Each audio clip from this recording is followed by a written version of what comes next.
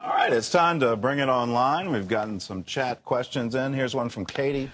Terry, I had no idea you were Miss America. What was it like? And how did you get started hosting the 700 Club? Well, let me just say that being Miss America was the hardest job I've ever had.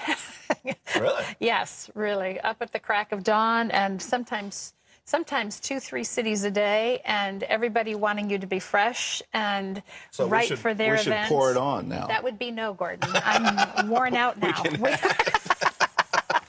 More trips for Orphan's Promise. We're gonna... Yes, well, that, yeah. Yeah. Okay, that works. Right. And how did I get started here? Well, you know, just as we were watching Carrie's story about how God redirected her life, he redirected mine. I had no intention of doing what I do today, but God, through a series of circumstances, brought me into television. And then through just a random phone call, I discovered that CBN was looking for someone to host down here at a time when my show in Milwaukee ended, and here I am. I find it hard to believe it was a random phone call. Well, it was a random, godly phone call. Okay. I don't think it was random. I think there was a lot of purpose in that phone call. For me, there was. Yes. Well, here's a question from MLC. Thanks, Gordon. She says, I want to have a family, but I'm single and not getting any younger. I'm considering alternative methods. Is it wrong for a single woman to get in vitro fertilization? I actually know some people that have done this, and I don't think it's wrong. Is it ideal for there to be a father and a mother? Yes. And children do seem to respond more to that.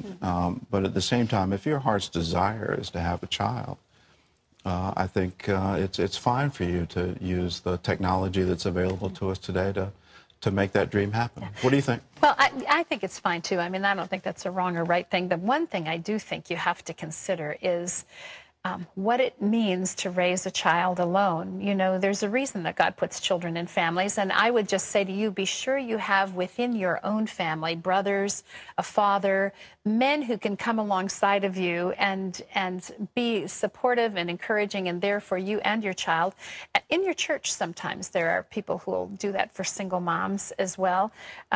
And that you just have a word from the Lord that you should proceed that way. You know, when the going gets tough, and it does get tough with anybody who's raising children, I speak from... You usually have no idea what you're getting into when you become a parent. You know, a partner in that is a strong support, and it's like I don't know, you know, two are stronger than one, and then with the Lord, of course, you've got a threesome. And so, I don't know, I just would be careful about it. Yeah, and if you have any doubts about it, you know, go to one of the single mom support networks and just talk to some single mothers and the process, what's involved in and what happens over time. Raising children is hard work, and any parent will tell you that. Yep, that's and if for you're sure. primarily responsible for them, then it all falls on you.